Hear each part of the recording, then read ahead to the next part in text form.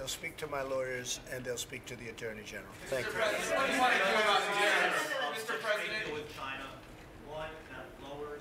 You are now seeing pictures of President Trump, of course, in the White House, having met with the Vice Premier of China, Li He, taking questions. China is good for the world. It's good for us and China, but it's good also for the world. I think it's very important. We'll see if it happens. We've never done a deal like this with China, and it's a very unique set of circumstances, but it's a massive deal. Could be one of the, I guess it is, if you think about it, the biggest deal ever made. There can't be a deal like this. No matter where you look, there can't be a deal like this. This is the granddaddy of them all, and we'll see if it happens. It's got a very, very good chance of happening. I think that it will be great for both countries, but it will be a much fairer deal for us because over the years we've lost a lot of money to China. China's done very well, and I don't blame China. I say it all the time. I don't blame China. I blame the people that sat right at this desk. They should have never allowed that to happen. So it will bring a lot of things back. I think it'll be great for the United States. I think it's going to be hopefully really good for China, too. It's going to be good for everybody. Yeah. What's still left to agree to, sir? What are the well, we have things. We're talking intellectual property protection and theft, talking about certain tariffs. It's very important that certain elements of the tariff that is in discussion right now. We have a number of things, but we've also agreed. We've agreed to far more than we have left to agree to. And in fact, I think I can say that some of the toughest things have been agreed to. We have some things that are actually easier right now that we're doing. But it's a very, very, using a word that I don't like using too often, but it's a very, very comprehensive deal. It's very complete. We discuss everything. We talk about everything. When we first started, people would say, well, you'll never talk about intellectual property. You'll never talk about a vast array of elements. Every one of them is not only talked about, but highly negotiated. And whether it's our farmers or our technology people, all of them will be really happy, and I think China's going to be very happy, too. Mr. President, what's your plan right now on tariffs? What would you like to see happen with tariffs? Well, I don't want to say that to you, but I'm going to be discussing that with the Vice Premier in about 5 minutes, as soon as you leave. But just a lot of good things are happening. A lot of really great things are happening. And I think very important is the relationship with China is very strong, probably the strongest it's ever been in a sense, and yet we're negotiating a strong deal. But I think our relationship is at a point that's about at the highest it's been, and that's not a bad thing. That's a very good. Is there any deadlines for negotiation? And do you plan to remove all tariffs to respond to the transmission? Well, when you say negotiation, he's a very tough negotiator, and so is President Xi. But, I mean, it's so nice when I see the fentanyl, because that's been so... We lost 77,000 people due to fentanyl. And that was a very important thing, and I really appreciate it. And this is before the deal is done. This is something that China is doing before the deal is done. I think you're going to see a big impact, a tremendous impact. Yes, ma'am. Mr. President, if the deal is reached, what kind of benefit will it bring for both countries? Say it again. If there is a deal, what kind of benefit will it bring for both countries? Well, I think it's going to be great for China in that China will continue to trade with the United States. I mean, otherwise it would be very tough for us to allow that to happen. And China's by far biggest trading partner. They are a tremendous trading partner in the other way too, from our standpoint. But it'll be a great deal for China's because we're going to continue to deal. We're going to continue to have a relationship in terms of trade. Otherwise, it would be very tough to do that in a large way, as we have in the past, because it was a very one-sided thing. From our standpoint, we love dealing with them. They have certain products that are tremendous. They have certain pricing advantages that we take advantage of. A lot of advantages, and I think just the relationships between the two countries are it's very strong, and that's an important element of what we're doing, maintaining the great relationship, which perhaps we would maintain anyway, but certainly we maintain that with a deal like this. This will be a really terrific, very unique deal. This is an epic deal, historic. if it happens. We'll see what happens. Are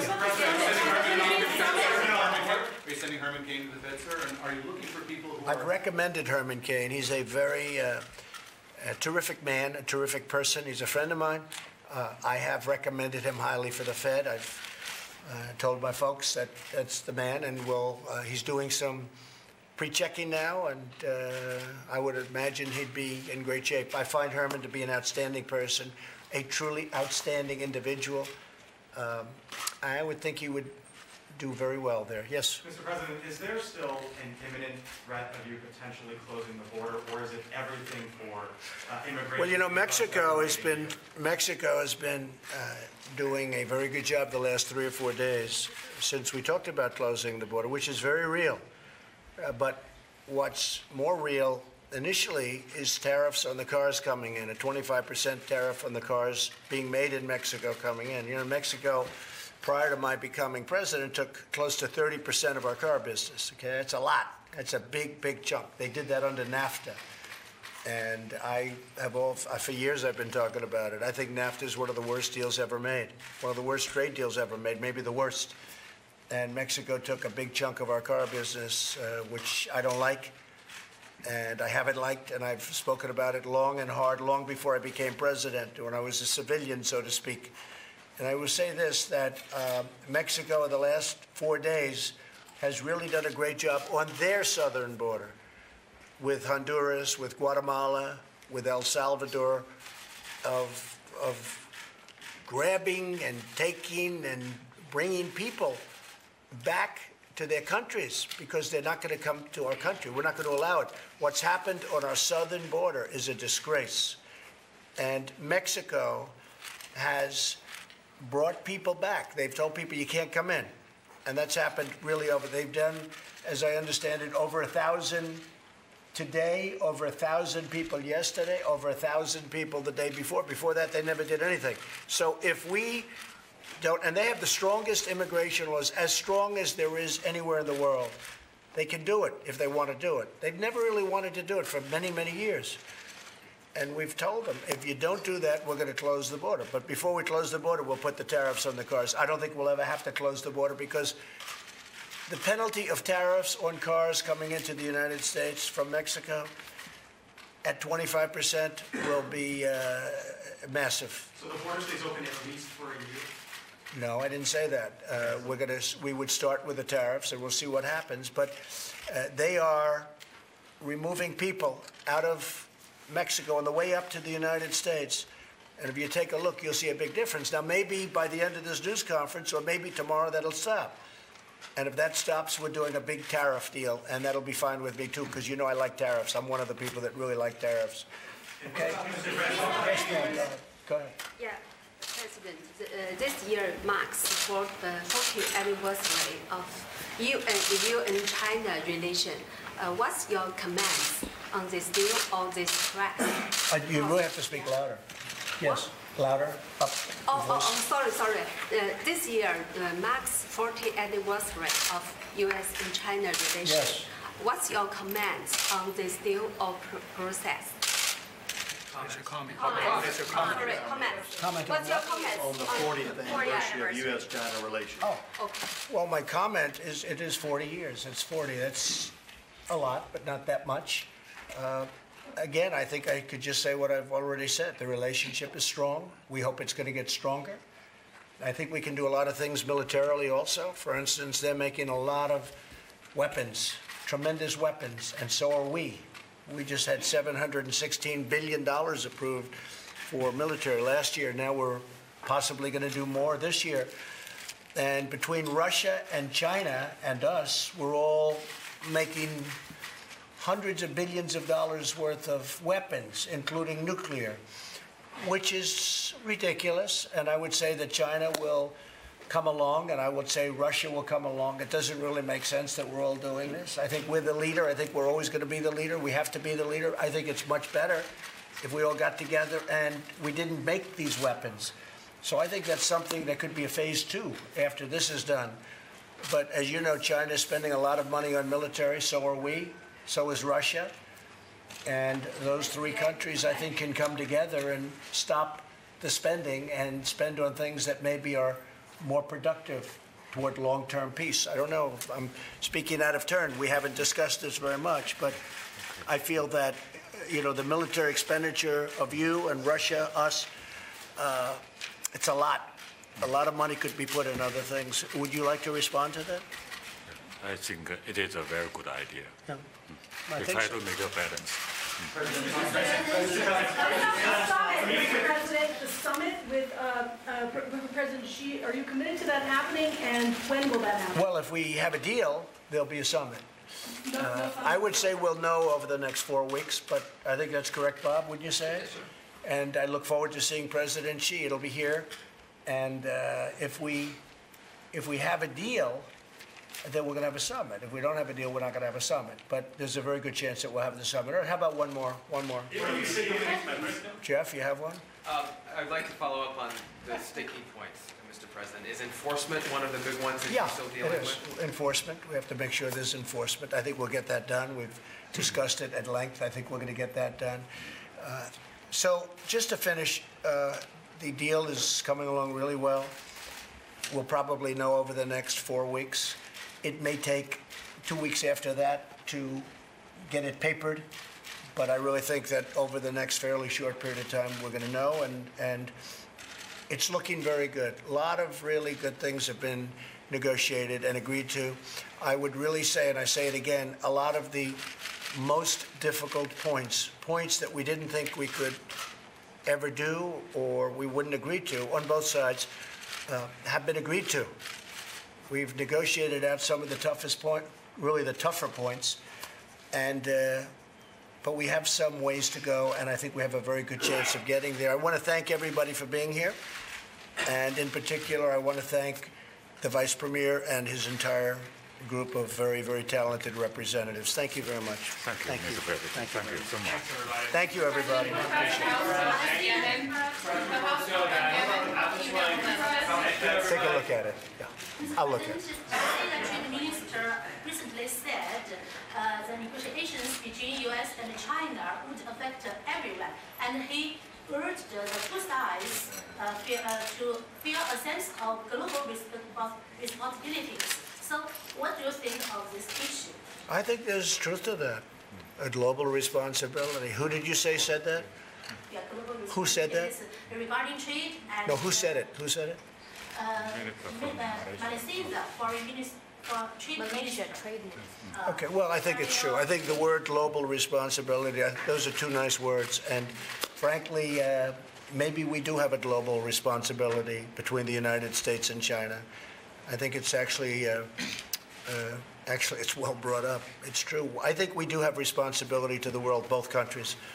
And that's what, I think that's maybe to a certain extent, that's a big reason we're here. This will be a tremendous thing for the world. Forget about China, forget about the United States. This will be a tremendous thing for the world if we get it done. Let's see what happens. Thank you all very much. Thank you. Thank you very much. Are you sending any signals to the Fed by putting Herman Cain and Steve Miller? None whatsoever. He's a highly respected man. He's a friend of mine. He's somebody that gets it, and I hope everything goes well. But Herman Cain is a very good guy. Thank you very much. Thank you.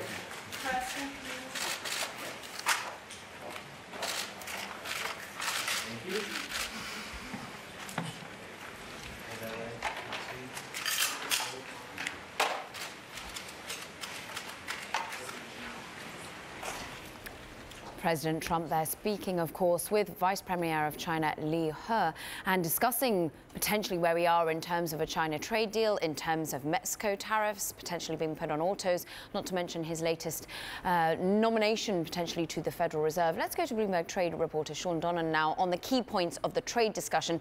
Sean, your perspective here. We learned that maybe 4 weeks, maybe 6 until we get some sort of deal, but still the sticking points seem to be the same: IP, enforcement, tariffs. I'm having trouble hearing you, so I don't know exactly what you asked there, but we just saw a really fascinating performance by the president there on a number of levels. I think the first one was really that he was far less bombastic than he has been in the past about China. You even saw him acknowledge some of the competitive advantages on pricing that the Chinese have, and that is obviously part of the reason the Chinese have such a big trade surplus with the United States, and why many companies have moved their production to China. But also in there, one of the subtexts in that was a shift really to address some of the Chinese concerns that we've heard have been expressed in recent weeks, that if Xi Jinping showed up for a final meeting to hash out the final details of a bargain with Donald Trump, that there was a high risk for Xi in that, and that therefore the Chinese were very reluctant to do that. What the president said today is there will be no summit until there is a deal, and that is an acknowledgement of the Chinese concerns. It's also a sign that Donald Trump really wants to get that epic, historic, granddaddy of them all deal, and really wants to have that win. That, in some ways, is going to make life harder for his negotiators over the next 4 weeks to do that most difficult of things, and that is close the deal. Yeah, Robert Lighthizer saying there's still major issues, and the major issues seem to be the same for the last few weeks, as your reporting has borne out. It seems to be intellectual property, it seems to be enforcement, it seems to be ongoing tariffs. Are we any closer to knowing how that's going to be resolved between the US and China? The answer is no, not really. I mean, we're very light on details here. You heard the president talk about the same issues that he has been talking about for some time. It was hard to determine whether what he was really talking about was the elements of the deal or the sticking points there. But he did say at one point that he and Liu He were going to be talking about the tariffs and how you unwind this trade war. Donald Trump has really ramped this up in an unprecedented way. The $250 billion in Chinese imports he's targeted for tariffs, that is something that we have not seen before in economic history, really, and or in recent economic history, certainly. And how you pull out of that, how you do that without giving up the leverage that you've built up is really the biggest question here.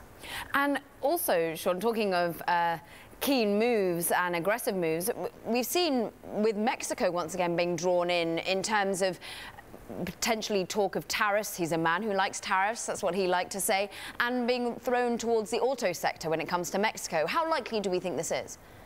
I think it's incredibly unlikely, and really what we've and the reason for that is those tariffs would hit not Mexico, they would hit American auto manufacturers, they would hit GM, they would hit Ford. There's a few European companies that manufacture down there. BMW has a plant down there in Mexico as well, and they may pay a price, but it would also hit the supply chain. A lot of those parts that go into the cars that are assembled in Mexico are parts that are made in the United States or Canada, and so economically it makes very little sense. The second reason is the politics of it all. He's trying to get a trade deal through Congress. He's trying to get his new NAFTA through Congress, the USMCA, and this is the kind of language that is likely to cause resistance in Congress rather than support for that deal. Sean Donnan, it's always great to get your perspective. Thank you very much indeed for helping us wrap up the discussion between Vice Premier Liu He and President Trump. And meanwhile, just to reiterate some of those key headlines, Trump has been saying, look, a trade deal with China is not ready yet. Give it 4 weeks, maybe another 2 on top of that to get the finer details in print. He then would like to see some sort of summit in the US with the President Xi of China, but they're not going to have a summit unless a deal is done. The sticking points remain the same. It seems to be intellectual property, it seems to be tariffs, it seems to be enforcement, and of course the key USTR trade negotiator, who is Robert Lighthizer, is doing an incredible job, he says. Meanwhile, Lighthizer says there's still major issues in China trade talk. Coming up, with the Israeli elections around the corner and the US presidential elections over a year away, has Facebook done enough to right what went wrong on its platforms in previous votes? We discuss that next. And if you like Bloomberg News, check us out on the radio. You can listen on the Bloomberg app, Bloomberg.com, and of course, in the US on SiriusXM. This is Bloomberg.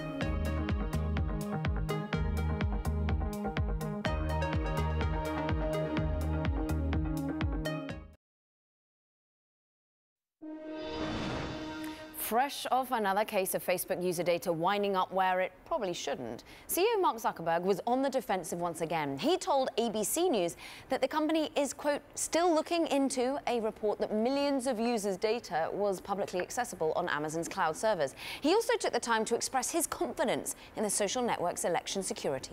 I think we at this point have priced some of the most advanced systems of any company or government in the world for preventing the kind of tactics that Russia and now other countries as well have tried, kind of copying what Russia did in 2016. But the reality is that there's not like a single thing that we can do and say, all right, we put this in place so now they can't even try to interfere. Facebook also announced that it will restrict foreign electoral ads in next month's Australian elections. Now, to discuss this, in Washington is Joshua Geltzer. He is fellow at New America. He's currently studying social media's effect on modern communications. And with us in New York, Bloomberg Businessweek's Max Chafkin. Max, I want to start with you because it was a fascinating Bloomberg scoop that showed the latest treasure trove of data that was basically accessible on Amazon web servers.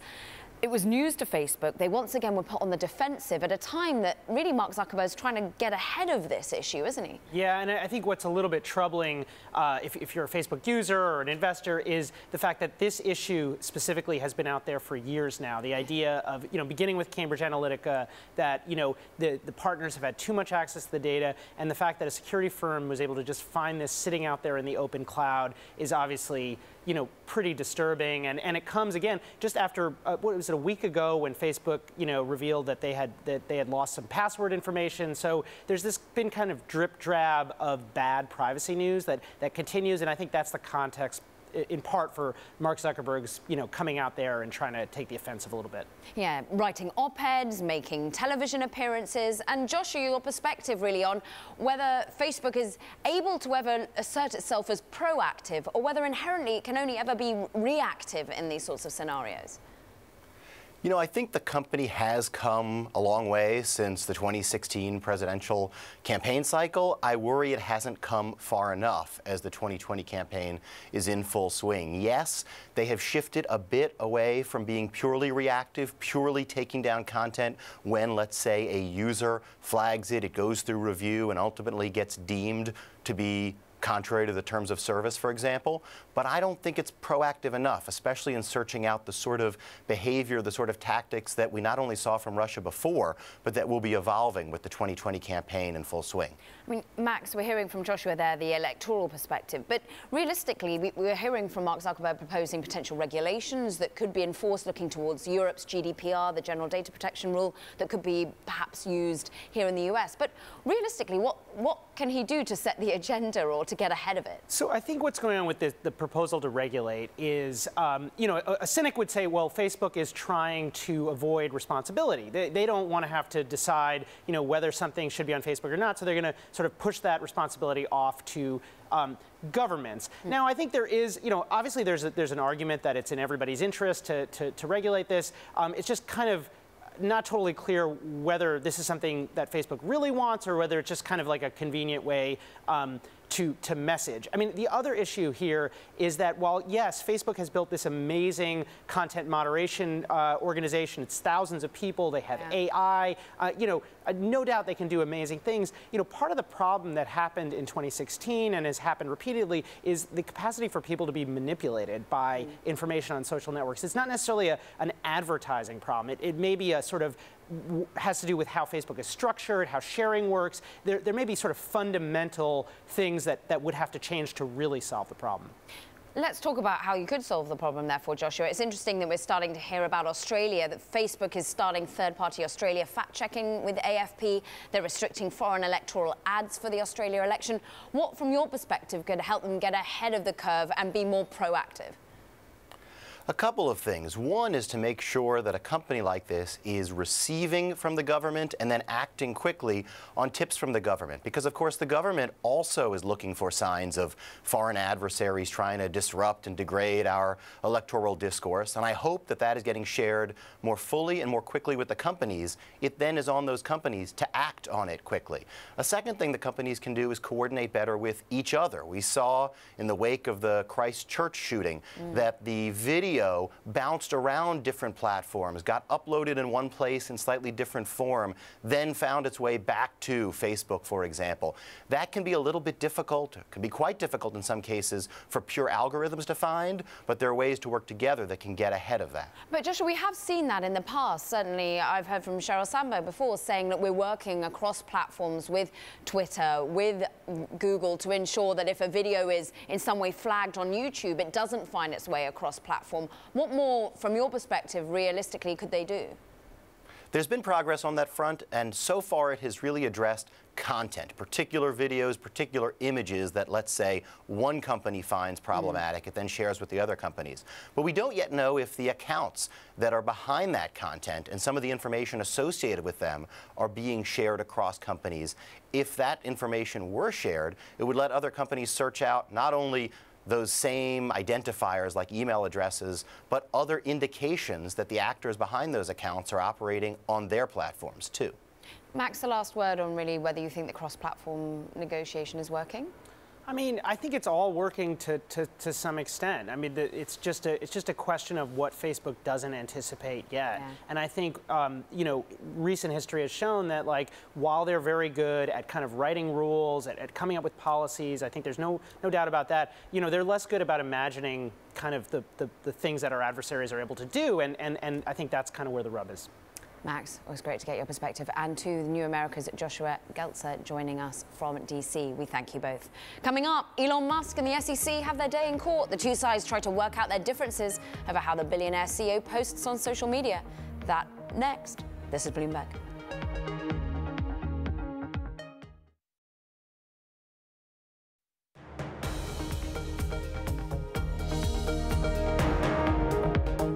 This is Bloomberg Technology. I'm Caroline Hyde in New York. Now let's turn to the courtroom showdown this Thursday right here in Manhattan, because Tesla CEO Elon Musk arrived in the U.S. District Courtroom where a lawyer for the U.S. Securities and Exchange Commission argued he recklessly tweeted out information after the two parties reached a settlement which barred such actions. For more, let's bring in Bloomberg Autos reporter Craig Trudell. And in Washington, I'm pleased to say we're joined by Sandra Hanna, partner at Brew Hanna, who has advised public companies and senior officers in legal matters, including investigations by the SEC. Craig, your take first of all. How did the judge listen to what was put in front of her from the two sides today?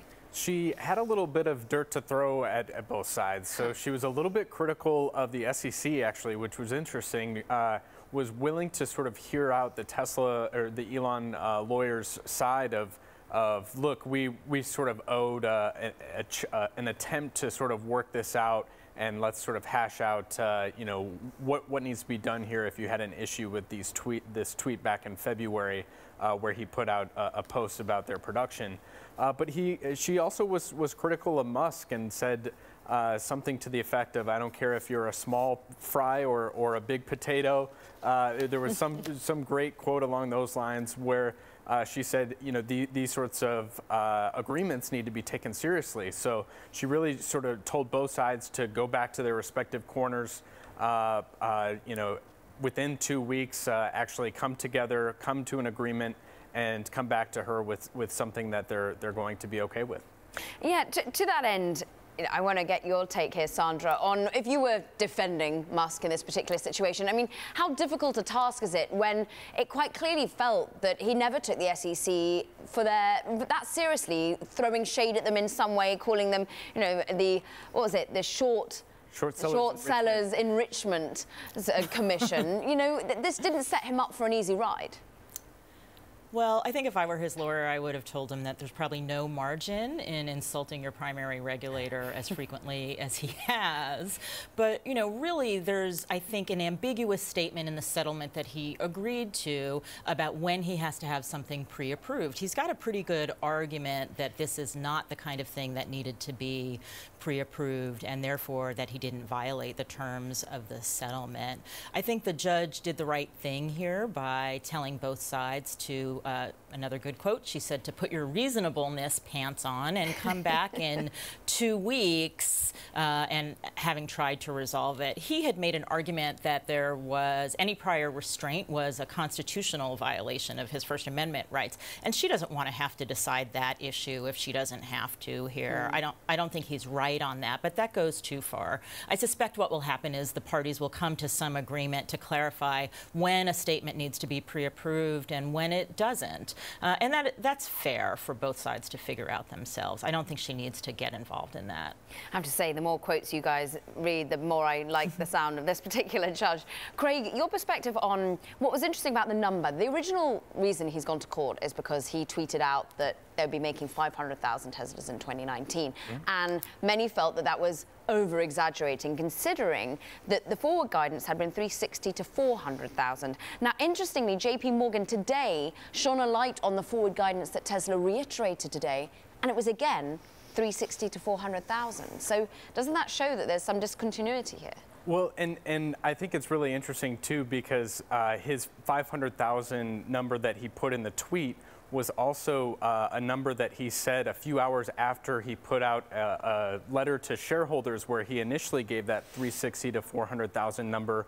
And just a few hours later, he got on his conference call and said, yeah, about 500,000. So I think one of the problems that you're seeing SEC have with Musk in particular here is that he is just sort of cavalier and is willing to sort of throw numbers out there. And we saw how in August that really went awry. It was really problematic for him to post, going to take this company private, $4.20 a share, and funding secured. He didn't have that, the SEC says. That was false and misleading. And so he's shown this sort of wild card tendency, and the SEC that concerns the SEC, especially after the episode that took place in August. I mean, to that extent, Sandra, at what point can over-exaggeration or a willingness to throw out numbers end up being deemed fraud? Well, that's a really good question. And the truth is that most public company CEOs don't speak directly to the market through Twitter or otherwise unless that those statements have been, vetted by Disclosure Council and a disclosure committee and all kinds of other people, so that they're very tested. In this brave new world with social media, it's obviously much harder to do. And then when you combine that with sort of the cult of personality that we have in CEOs like Elon Musk, I think it's really difficult to constantly check what is accurate and what is not. The golden rule, though, when speaking to the public is really pretty simple. It has to be accurate. And the SEC's view was that this wasn't. I think the defense has some good points to make here on why it was accurate, but all of that is besides the point. Really, the best advice to CEOs is to, when you speak publicly or speak at all, make sure that it's accurate. And if that needs vetting, so be it. You may have to speak more slowly, but to speak so quickly, really, you just do that at your own peril, obviously. And also, Sandra, give us, how much of a formidable other party the SEC is here, because they're not going to want to be made a fool of. They're going to want to make an example, I would have thought, of Elon Musk in some way, will they? Well, certainly, there's an argument to be made, and some commentators have said that if it were not this very public person, Elon Musk, the SEC would never have brought this case. I'm not sure if that's right, but it doesn't hurt that it is Elon Musk. The SEC is certainly not to be messed with. They're a very serious regulator. They have all the power of the U.S. government behind them. They have significant remedies at their disposal for people like Elon Musk and those in the public company world, and they can be career-ending for people who go awry of the federal securities laws. So some commentators have said, well, this is just about money, and that's really not true. The SEC, the full force of the SEC can significantly affect both public company officers and directors and shareholders at the end of the day. And Craig, shareholders to that end, you're speaking to them, I'm assuming, and managing to get great reporting out to them. How much are they, animated and excited by the cult of Elon Musk and the fact that he does do this sort of thing, or how much they're becoming frustrated and that this ends up being some sort of investment risk? It is a double-edged sword where you do have this case where people really are enamored with this guy because of his presence, and they love the fact that he engages with customers. Even in the minutes leading up to today's festivities, he was posting responses to customers about features they wanted and telling them that, yes, we will do that. But the concern, too, is that there are some investors who have stepped forward in the months since August to really sort of gripe about his activity on Twitter. Just within the last couple months, and I think in response to this post that put him in trouble, one shareholder told us, "I hope the SEC takes his phone away." So we are hearing more of a frustration, and Bailey Gifford, one of the biggest shareholders of Tesla, actually told Bloomberg Television just a few weeks ago that their wish was that he sort of felt enabled to step back and not have to feel the need to speak so much and kind of lay low a little bit. Yeah, one last piece of advice to perhaps the investor base and indeed to Elon Musk, Sandra? Well, certainly the board should consider taking his phone away, right? There are limits to what the board and shareholders ought to tolerate. And I don't know that the shareholders have reached the point yet, but at some point, I think his advisors need to rein him in, because at the end of the day, it's not, this kind of distraction is not good for shareholder value. It's great to have your perspective on a day such as today. Sandra Hanna, we thank you, partner at Brew Hanna in Washington, and of course, Craig Trudell right here with me in New York. Now, some late news on Boeing. The Washington Post is reporting that a Boeing-led review of a stall prevention system suspected in the deadly crashes of two of the company's 737 MAX jetliners has detected an additional software problem. Now, Boeing called the problem, which is unrelated to the stall prevention system, quote, relatively minor. Two officials familiar with the FAA investigation said the issue is nonetheless classified as critical to flight safety. We'll be checking in on Boeing, of course, and its performance. This is Bloomberg.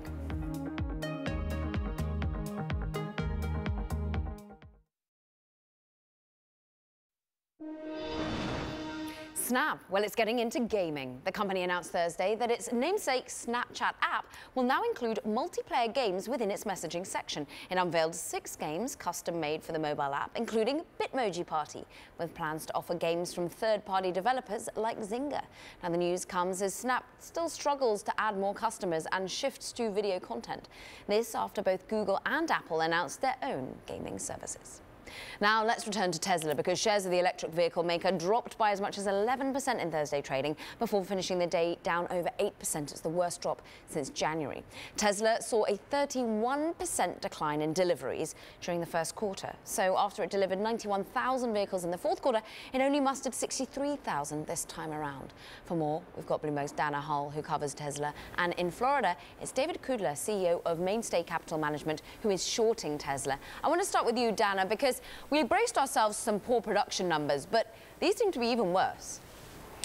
Yeah, what was really stunning was the sort of almost a real collapse in the S and the X, which is the higher margin, more expensive vehicles. And, you know, Musk had signaled that there were going to be problems getting cars overseas, but the street was not expecting only 63,000. I mean, that's lower than the third quarter, not just the fourth quarter, but the third quarter as well. Let's get the investor perspective then for David. I mean, you're clearly a bear on the stock. Does this reinforce that? Was this worse than your most bearish perspective? It certainly reinforces our bearish position. We expected the numbers to be poor. The numbers we're seeing in January, February, we thought it would be a poor first quarter, actually came in worse than expected. And it is, you know, it's certainly just evidence of waning demand, not only for the Model 3, but as Dana pointed out, for the Model S and X, the numbers are horrible. Yeah, is there cannibalization going on here, Dana, or is this a tax perspective? Because we know that to a certain extent the tax changes had made perhaps some front-load their purchases to Q4 instead of Q1. But when you're looking at such an expensive purchase as an X and an S, does that really put you off? Yeah, I think it's a little bit of both. I mean, remember that the Model S has been around since 2012, so it's a car that's been on the market for quite some time. And if you want a Model X, you know, chances are you have one, or if you were going to get one, you were going to get one when you could take advantage of the full tax credit. So the car has been around for a while, and then there is a sense that, you know, the 3 is a slightly better car in terms of having the latest technology. So there is some cannibalization of, you know, getting the higher end Model 3 versus the lower end Model S and X. And remember, they sort of stopped making the lower end S and X's earlier this year. Yeah, of course. And therefore, from your perspective, David, we're worrying about the margin being eroded here because these are more valuable cars, they're more profitable to be making, but they're old. I mean, at what point do we think that the Model 3 continue to erode? Will we see some new models being able to be put out, and therefore would that be enough to make you get a little less bearish on this stock? Well, that's the problem. What this translates into is when we look at net income profitability for this quarter, we had the high margin Model 3s being sold initially in the third quarter and fourth quarter. That's where the profits came from. That's how they were able to show profitability in the third quarter and fourth quarter. We had cannibalization of the high profit Model S and X. They are now selling the lower margin, less content Model 3s. So when we see profit for the first quarter, we're going to see the sales that they did get were in the Model 3s that had less content, lower margin. I think we're going to see some poor numbers and loss, you know, a significant loss in the first quarter numbers for Tesla. And of course, at the same time, we've got Elon Musk trying to deal with a court case. We're getting some statements coming from Elon Musk saying the tweet in question was true, immaterial to holders. And Elon Musk says pleased with Judge Nathan's decision. Dana, from your perspective, how long does this overhang of erosion in profitability last? Are we bracing ourselves for a poor second quarter as well? Can they get the delivery, in particular, the so-called production hell that they'd been suffering, on track when it certainly comes to China and to European sales?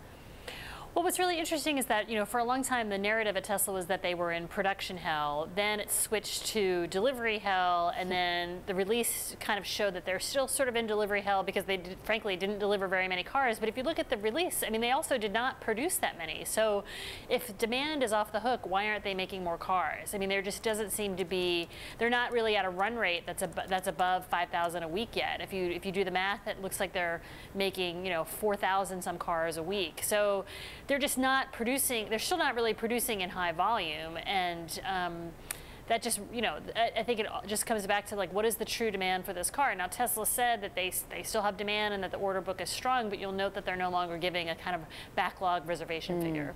Yeah, that seems ominous. I mean, David, we seem to be playing to your hymn sheet at the moment because you're a bear and it all seems to be relatively negative news. What is good for Tesla in the last few quarters is they've been building up their cash profile. They've been able to be paying down debt and the like. Now, this doesn't look so pretty going forward at the moment. I've got a chart showing it on the GTV library saying, look, Tesla's free cash flow looks like it's going to fall back negative. How worrying is this from an ability to service debt going forward?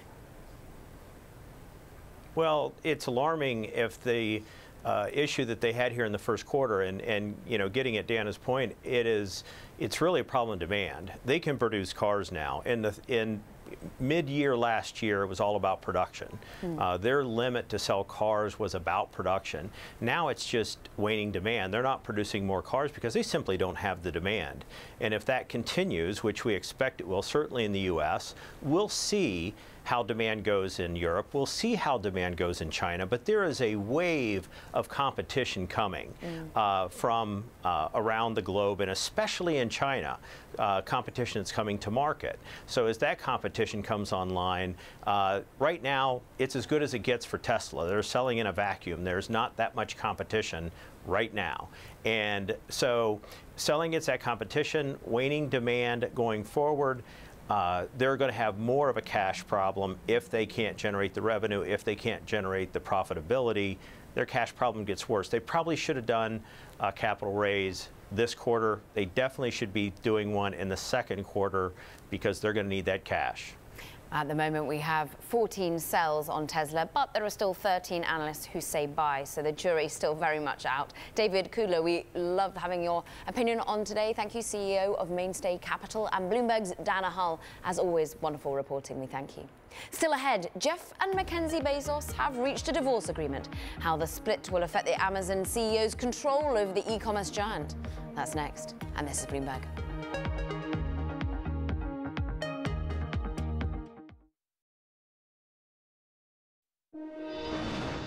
Amazon is taking on Apple's AirPods. The e-commerce giant is reportedly readying wireless earbuds with built-in Alexa access that mirror Apple's popular product.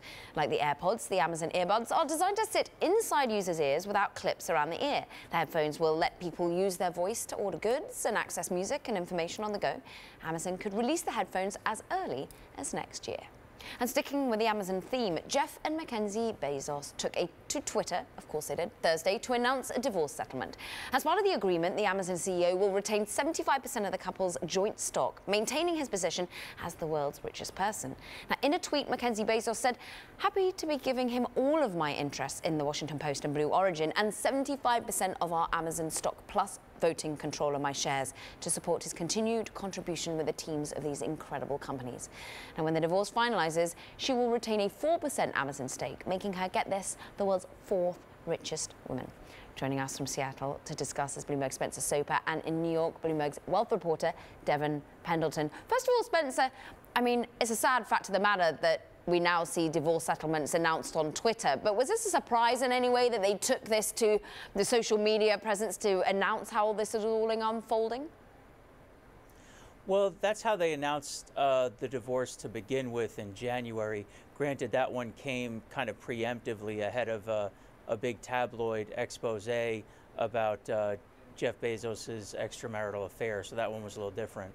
But this time around, yeah, they announced the settlement. And what this basically does is kind of confirm what investors were hoping for, was that this event would be minimally disruptive to the company. The divorce announcement, investors pretty much shrugged it off, and now this confirms that you know, there's not going to be some new control or power struggle within the company. That it's still pretty much going to be Jeff Bezos running the show. And it just testament, Devon, to how valuable Amazon is, that you can take away a quarter of Jeff Bezos' holdings in the company, and he's still the world's richest man.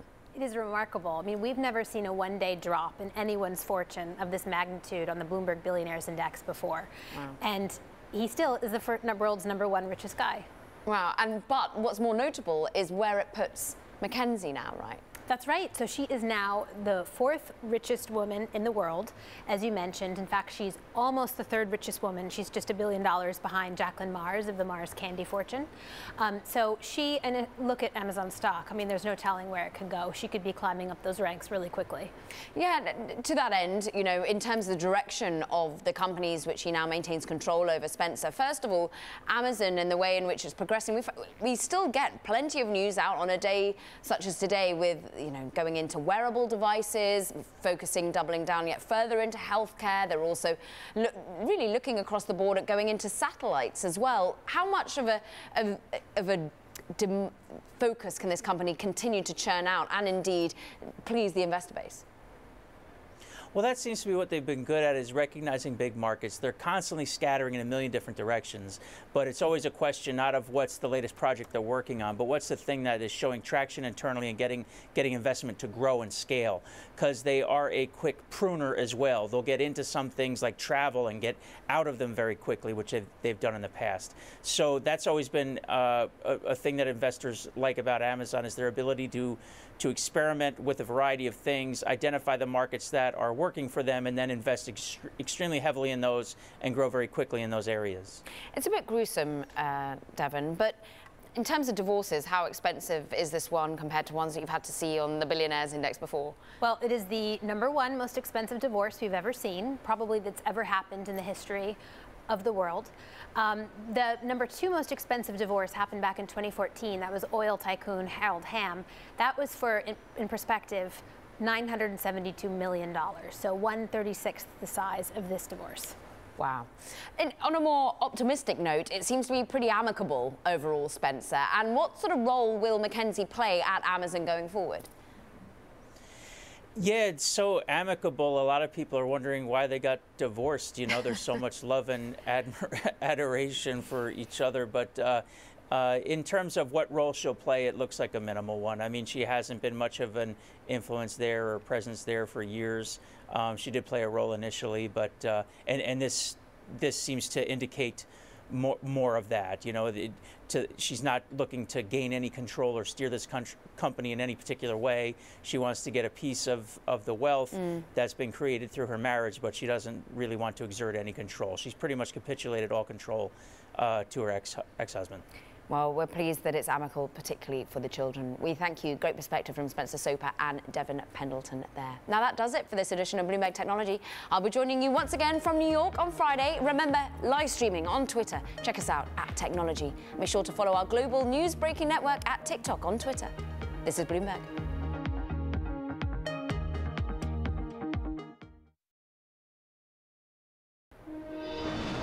I'm Caroline Hyde in New York with a look at the top tech headlines. Jeff and Mackenzie Bezos took to Twitter Thursday to announce a divorce settlement.